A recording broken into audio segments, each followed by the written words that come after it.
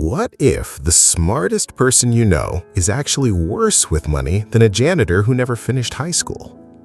That's not a hypothetical question. It's one of the strangest, most uncomfortable facts hiding inside the study of personal finance. Intelligence has almost nothing to do with it. Sit with that for a second. We've been taught that money problems get solved with more information, more spreadsheets, more formulas, more financial literacy classes crammed into a weekend course. So why do so many highly educated people, doctors, engineers, even finance professionals, end up broke, stressed, or trapped in debt they can barely explain? And why do janitors, teachers, and mechanics sometimes retire with millions sitting quietly in an account nobody ever knew about? The answer isn't hiding in a finance textbook. It's hiding in your head. That's the premise behind one of the most quietly influential books ever written on wealth, The Psychology of Money by Morgan Housel. And here's the twist that separates it from every other finance book you've skimmed once and forgotten. It isn't really about money. It's about behavior. It's about the stories we tell ourselves, the fears we inherited without noticing, and the emotional wiring most of us never examine until it's already cost us a fortune. We're not just summarizing this book today, we're pulling out the three most counterintuitive ideas buried inside it, the kind of ideas that, if you actually apply them, could change how you see every single dollar you'll ever earn. Stay with me until the end, because the third idea is the one most people only discover 20 years too late, usually right when it's no longer useful to them.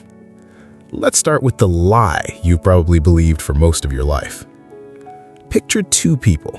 One built a business from nothing and became a multi-millionaire through relentless discipline, 14-hour days, and a decade of sacrifice.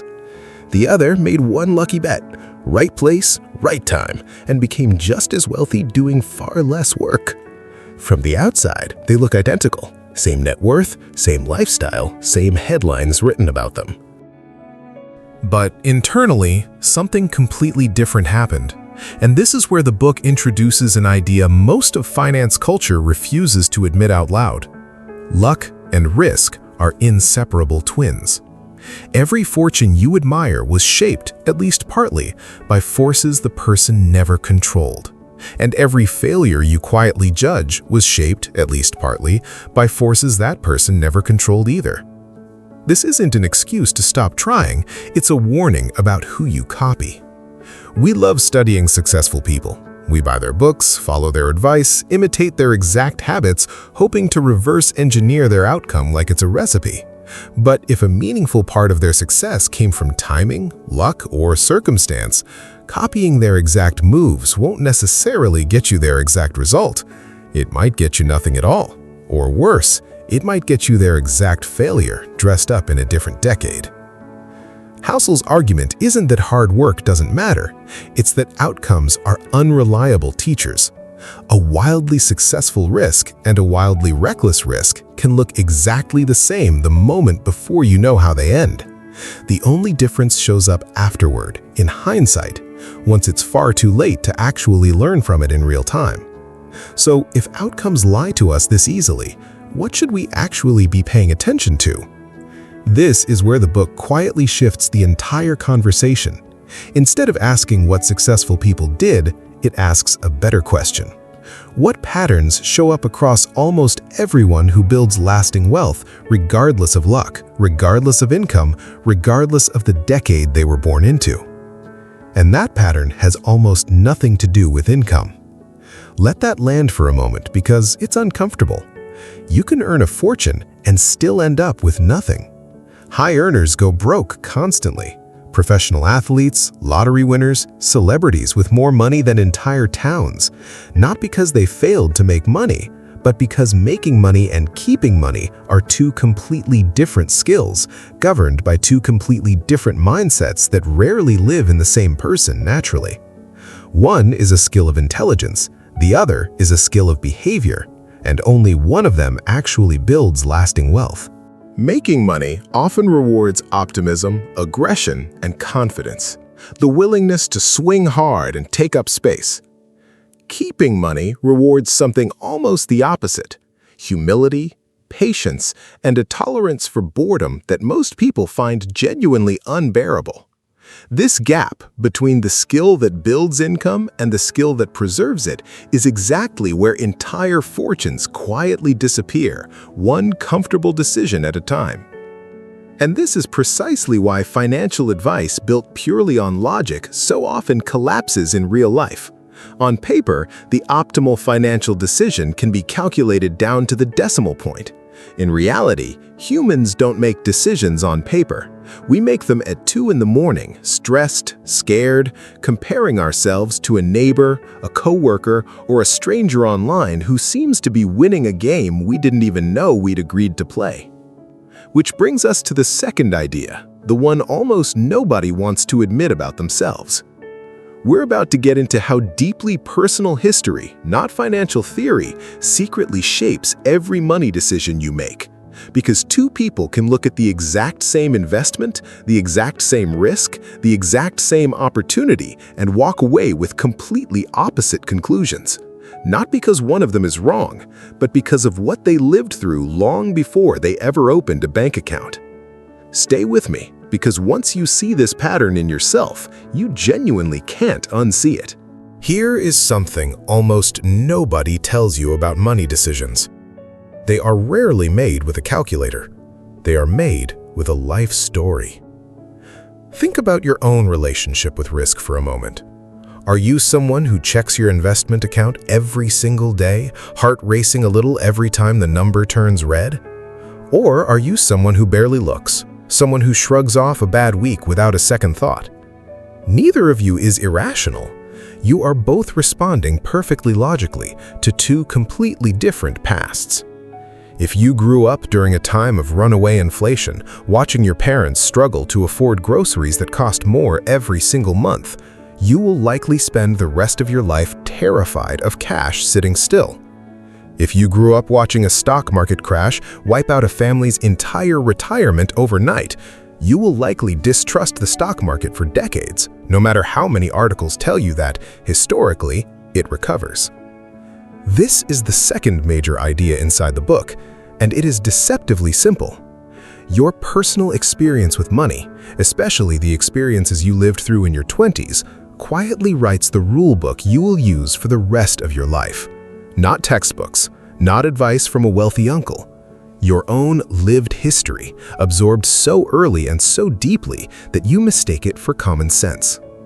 Here is where it gets even more interesting. Housel points out that the world has changed more in the last 100 years than in the several thousand years before it. New industries, new currencies, new ways to invest, borrow, spend, and save that simply did not exist for our grandparents. Which means every single generation is essentially running a financial experiment on itself, in real time, with no instruction manual, because the previous generation's manual was written for a completely different world. That is why the financial advice from someone twice your age can sound wise and outdated in the very same sentence. They are not wrong about the principles, they are just describing a game with slightly different rules than the one you are actually playing. Consider two people born only 20 years apart. One entered the workforce during a decade of soaring markets, easy credit, and rising home prices, watching friends get wealthy simply by owning property. The other entered the workforce right as a crisis wiped out jobs, savings, and confidence all at once, watching friends lose everything they thought was secure. Neither of them read a different textbook. They lived through a different economy. And that lived experience became more persuasive than any statistic could ever be. Decades later, one will instinctively lean toward risk, and the other will instinctively lean toward caution, and both will genuinely believe their instinct is simply common sense. This is why arguments about money on the internet rarely go anywhere. Two people can stare at the exact same chart, the exact same set of facts, and walk away with completely opposite conclusions, each one certain the other is being irrational. In reality, neither one is looking at the chart. They're looking at their own life, reflected back at them through the chart. So the next time you feel judgment rising up inside you towards someone who manages money differently than you do, someone who seems reckless with debt, or someone who seems paranoid about saving every last cent, pause for a second. They're probably not foolish. They're probably just fighting a battle you never had to fight, shaped by a chapter of their life you never lived through. This single shift in perspective quietly dismantles a huge amount of arrogance in the personal finance world.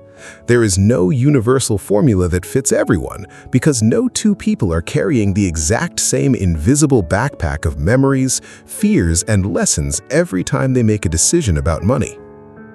Now, here is where the book takes an unexpected turn, and this next idea is the one that tends to stop people mid-scroll because it challenges something almost everyone secretly believes. We tend to think wealth is what we can see: the car in the driveway, the renovated kitchen, the vacation photos online. But Housel makes an argument that sounds almost too simple to be profound, and yet it quietly rewires how you look at every wealthy person you will ever meet again. What you see is spending. What you do not see is wealth. Read that again because it deserves a second pass. The person driving the brand new luxury car has not shown you their wealth. They have shown you exactly how much money they just converted into a car. Money that is now gone, spent, no longer available to grow, invest, or protect them during a crisis. Meanwhile, the quiet person next to them, wearing an ordinary jacket, driving a 10-year-old sedan, might be sitting on an amount of wealth that would shock everyone at the dinner table, precisely because they never converted it into something visible. This is not a suggestion to judge people who spend freely. It is a suggestion to stop using visible spending as a measuring stick for actual financial success, because it has never been an accurate one. Wealth, real wealth, is invisible by definition. It is the vacation you did not take. It is the car you kept 2 extra years. It is the raise you did not immediately absorb into a bigger lifestyle. It is, quite literally, assets not yet converted into things. And this is where a lot of people get uncomfortable, because our entire culture is built around the opposite instinct. We're trained from childhood to associate visible spending with success. Bigger house means you made it. Nicer clothes means you're doing well. Impressive vacations mean you have arrived. But financially, every dollar spent on the appearance of wealth is a dollar that can never compound, never grow, never protect you during the one emergency that eventually finds everyone. There's a phrase that captures this perfectly: the idea that the ability to do what you want, when you want, with who you want, for as long as you want, is the single highest dividend money actually pays. Not the car, not the watch, not the square footage. Freedom is the real return, and freedom is almost always invisible from the outside. Think about the last time you truly admired someone's financial life. Chances are what you admired was not a number on a screen. It was that they seemed unbothered by a surprise expense. It was that they could take a month off without panic. It was that a bad year at work did not send their entire life into a spiral. That calm is wealth. It rarely photographs well, which is exactly why it gets so little attention compared to the version of success that fits neatly into a single picture. And this is the quiet trap so many people fall into without ever noticing. They chase the version of wealth that photographs well, the version other people can see and admire, while slowly trading away the version that actually would have protected them. By the time the emergency arrives, the job loss, the medical bill, the unexpected repair, the visible version of wealth offers no help at all, because it was never actually wealth to begin with. It was simply spending, dressed up convincingly enough to fool almost everyone, including, most dangerously, the person doing the spending. So if wealth is invisible, and visible spending is often the opposite of wealth, a natural question starts to form in your mind right about now. If flashy spending does not prove financial success, what actually does? And more importantly, once someone finally builds real wealth, what is the one force, almost magical in how it behaves, that turns modest, boring savings into a fortune large enough to change an entire family's future? That force is exactly where we are headed next, And it is the concept most people have technically heard of, yet almost nobody actually understands on an emotional level, which is precisely why so few people ever stick with it long enough to see it work. There is a story that quietly humbles almost everyone who hears it for the first time. Warren Buffett is one of the most studied investors in history. And yet the detail people overlook is not his stock picking, it is his timeline. The vast majority of his fortune was not built in his 30s or 40s. It arrived after he had already been investing for decades, simply because he stayed in the game long enough for a slow, unglamorous force to finally take over. That force is compounding. And almost everyone thinks they understand it, right up until they try to actually live by it. We learn compounding as a math concept in school, a curve on a graph, a formula to memorize for a test. But Housel makes the case that compounding is not really a math problem, it is a patience problem. And patience, unlike math, cannot be solved with a formula, because patience has to survive contact with real life, real fear, and real temptation. Here is what makes compounding so strange and so easy to underestimate. For most of its life, a compounding curve looks almost flat. Nothing seems to be happening. You save, you invest, you wait, and the number barely moves. It is boring. It is unsatisfying. It offers no proof that it is working, no visible reward for your patience month after month, sometimes year after year. And then, seemingly out of nowhere, deep into the timeline, the curve suddenly bends upward and starts climbing at a pace that looks almost unfair. Most people never see that bend, not because the math fails them, but because they quit during the flat part. They panic during a downturn and sell. They get bored and chase something flashier. They get impatient and abandon the plan right before the plan was finally about to reward them. The tragedy is not that compounding doesn't work. The tragedy is that almost nobody sticks around long enough to let it. This is why Housel argues that the single most important variable in building wealth is not intelligence, not income, and not even investment returns. It is time. Specifically, it is your ability to survive, to avoid the catastrophic decision that wipes you out and forces you to start over, decade after decade, without interruption. Think about that phrase for a second. Not the ability to win big, the ability to survive long enough to keep playing. This single reframe changes how you should think about every financial decision differently. The question is no longer, what is the highest possible return I can get?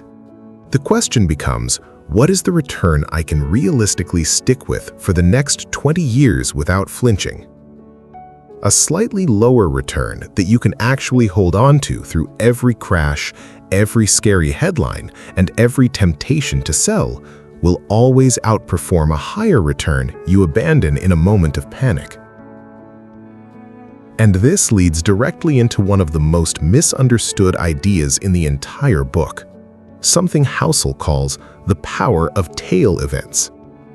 In almost every area of investing, and honestly in life itself, a small number of outcomes are responsible for the overwhelming majority of the results. Think about a venture capital fund that invests in 50 different startups. Most of them will fail completely. A handful will do okay, but one or two, maybe even just one, will become so enormous that it single-handedly makes the entire fund wildly profitable, covering every single loss along the way and then some. The fund did not need to be right 50 times. It needed to be right once in a big enough way. This same principle quietly runs through the entire market. A tiny fraction of companies are responsible for the majority of the market's long-term gains. Most individual stocks, over long stretches of time, do essentially nothing or lose money entirely. But the rare, enormous winners more than make up for all of it if, and this is the crucial part, You are actually still holding your investments when those winners finally arrive. Picture an investor who bought a small basket of well-known companies decades ago and then simply forgot about the account. No panic selling, no constant tinkering, no dramatic exits during scary headlines. Most of those companies would have delivered underwhelming, forgettable results. But a small handful, the rare tail events sitting quietly inside that basket, would have grown so dramatically over time that they alone would explain almost the entire final outcome. Remove those few positions and the story looks completely average. Keep them, simply by doing nothing, and the story becomes extraordinary. The investor's skill was never picking winners in advance. Their skill was simply refusing to sell. This is deeply uncomfortable for how our brains naturally work. We want to feel right most of the time. We want a portfolio full of decisions that all pan out nicely and predictably. But Housel's argument is that being wrong often, even most of the time, is not just acceptable in investing. It is completely normal as long as you stay in the game long enough for the rare, enormous wins to arrive and do the heavy lifting. The same tail event logic applies to your own life, not just your portfolio. A handful of decisions, a handful of relationships, a handful of moments will end up mattering far more than the vast majority of your daily choices combined. Most days will not matter much at all in the grand story of your finances. A small number of days will matter enormously. The problem is you almost never know in advance which few days those will be, which is exactly why staying consistent, staying invested, and staying patient on the boring, uneventful days is what actually puts you in position to benefit when one of those rare days finally arrives. This is also why Housel is deeply skeptical of anyone who claims they can consistently predict which specific moments will be the important ones. Nobody rings a bell before a tail event happens. Nobody sends a warning that today is the day that changes everything. The only strategy that reliably works is simply being present, being invested, and being patient on every single ordinary day. Because you never know in advance which ordinary day is secretly extraordinary. So if you take these ideas together, luck and risk being inseparable, personal history quietly shaping your behavior, wealth being invisible rather than flashy, and now the enormous patient power of compounding combined with rare tail events, a much clearer picture starts to form. Building wealth was never primarily about being brilliant. It was never primarily about predicting the market or picking the perfect stock or timing the perfect entry point. It was about behavior. It was about temperament. It was about your ability to stay calm when everyone around you is panicking and stay patient when everyone around you is chasing the next exciting thing. The tortoise beats the hare not because the tortoise is smarter, but because the tortoise simply refuses to stop moving, refuses to be shaken off course by every bump along the way. And this brings us to the final and honestly the most personal idea in the entire book. Because once you understand that behavior matters more than intelligence, a new and much harder question appears. If everyone is fighting a different invisible battle shaped by a different personal history, then what does financial success even mean for you specifically? Not for your neighbor, not for the person online flaunting a lifestyle you cannot actually verify. For you. That question is where we are headed next, and the answer might be the single most freeing idea in the entire book, the one that finally gives you permission to stop playing a financial game that was never actually yours to begin with, and to start building a version of wealth that actually fits the life you want, rather than the life you feel pressured to perform for everyone watching. There is a concept near the end of the book that quietly undoes almost everything our culture tells us about success, and it can be summed up in a single, deceptively small word: enough. It sounds almost too simple to matter, but think about how many financial disasters, real ones, the kind that end careers and destroy reputations, were not caused by someone having too little. They were caused by someone who already had plenty and still could not stop reaching for more. Traders with more money than they could spend in 10 lifetimes, still taking reckless risks to chase a number that was never going to satisfy them anyway. Executives with enormous fortunes still cutting corners, still lying, still gambling everything because in their mind, more was always the answer, no matter how much they already had. The tragedy in these stories is never a lack of resources, it is the absence of a finish line. Without a clear sense of what enough actually looks like for you personally, more money does not create peace. It just moves the goalpost a little further out, over and over, forever. This is where Housel makes one of his boldest claims, one worth sitting with for a moment. The hardest financial skill is not making more, it is getting the goalpost to stop moving. Because if it never stops moving, no amount of money, no matter how large, will ever feel like enough. You could reach a number that would have sounded impossible to you 5 years ago, and instead of feeling satisfied, you would already be quietly comparing yourself to someone one rung higher, chasing a target that will always relocate itself just out of reach the moment you get close. This single idea explains why so many people who look successful from the outside feel privately anxious, privately behind, privately unsatisfied. They're not comparing themselves to where they started, they are comparing themselves to whoever is currently ahead of them. And there is always someone ahead of them, no matter how far they climb. Think about how differently this plays out for two people with the exact same amount of money in the bank. One of them decided years ago, quietly and deliberately, what a good life actually required for them. And the moment they crossed that number, they felt something rare, actual contentment. The other never sat down and defined that number at all. So every milestone, no matter how impressive, arrives already feeling slightly disappointing because there was never a finish line waiting for them to cross in the first place. Same bank balance, completely different internal experience. That gap is not explained by math. It is explained entirely by the presence or the absence of a personal definition of enough. So let's bring this all the way back to where we started. Remember the janitor who somehow retired with more money than the doctor down the street? It was never really about intelligence, and by now you understand exactly why. It was about behavior. It was about someone who quietly decided, at some point along the way, what enough looked like for their own life and then had the discipline to stop chasing past it. Meanwhile, the doctor, brilliant, highly trained, was still playing a game with no finish line, still measuring success against a target that kept moving further away every single year. That is the real secret hiding inside this book, and it is almost uncomfortably simple once you finally see it. Wealth was never primarily a math problem. It was a mindset problem, wrapped in the disguise of a math problem, so convincingly that entire industries have been built around pretending otherwise. Luck and risk are inseparable, so be careful who you copy. Your personal history quietly writes rules you mistake for logic, so extend some grace to people who see money differently than you do. Real wealth is invisible, so stop measuring your progress against someone else's highlight reel.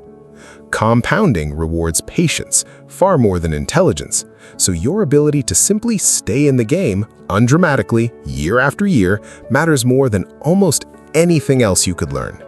And finally, without a personal definition of enough, no amount of money will ever feel like it was worth the chase. None of this requires a finance degree. None of this requires predicting the next market crash or picking the next great stock. It requires something far harder and far more available to absolutely everyone watching this right now, regardless of your income, your background, or where you started. It requires patience. It requires humility. And it requires the willingness to define success on your own terms, instead of quietly borrowing someone else's definition and then wondering why it never feels like enough. Imagine, just for a second, what your relationship with money would look like 5 years from now if you actually applied even one of these ideas starting today. Imagine no longer flinching every time the market dips, because you finally understand that staying in the game matters more than timing it perfectly.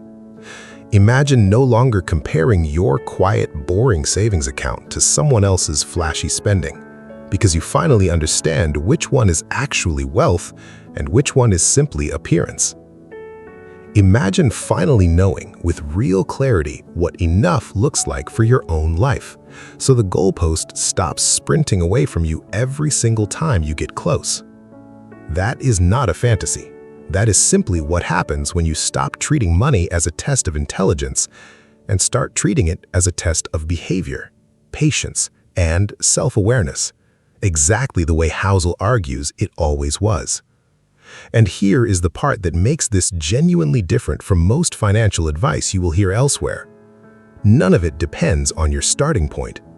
It does not matter whether you are 22 and just beginning, or 50 and feeling like you started too late. Behavior can change today. Patience can start today. Your own personal definition of enough can be written down today, on a napkin if that is all you have nearby, and from that moment forward, every financial decision you make has an actual target to measure itself against, instead of an invisible, ever-moving finish line borrowed from somebody else's life. Before you go, I want to ask you something, and I genuinely want to know your answer. Out of everything covered today, luck versus skill, the invisibility of real wealth, the quiet power of patience, or the idea of enough, which one hit you the hardest? Which one made you pause and think about a decision you made recently? Drop it in the comments because I read every single one, and I am curious whether the janitor and the doctor story landed the same way for you as it did for me. And if this breakdown gave you a genuinely new way of thinking about your own money, the original book goes far deeper into every one of these ideas, with more real stories, more nuance, and more detail than any 20-minute video could ever fully capture. I will leave a link to it in the description below. Picking it up there costs you nothing extra, and it directly supports this channel. So if you want to go deeper, that is exactly where to start. One more thing before you leave. If even one idea in this video changed how you see your own financial decisions, even slightly, take 30 seconds and subscribe. Not because I'm asking you to boost a number on a screen, but because this channel exists specifically to hand you ideas like this one. Ideas that quietly rewire how you think, without wasting your time or repeating advice you have already heard 100 times before. There's more coming, and I would genuinely love for you to be here when it does. Until next time, remember that the goal was never to be the smartest person in the room. It was always to be the one still standing, still patient, and still in the game, long after everyone else gave up.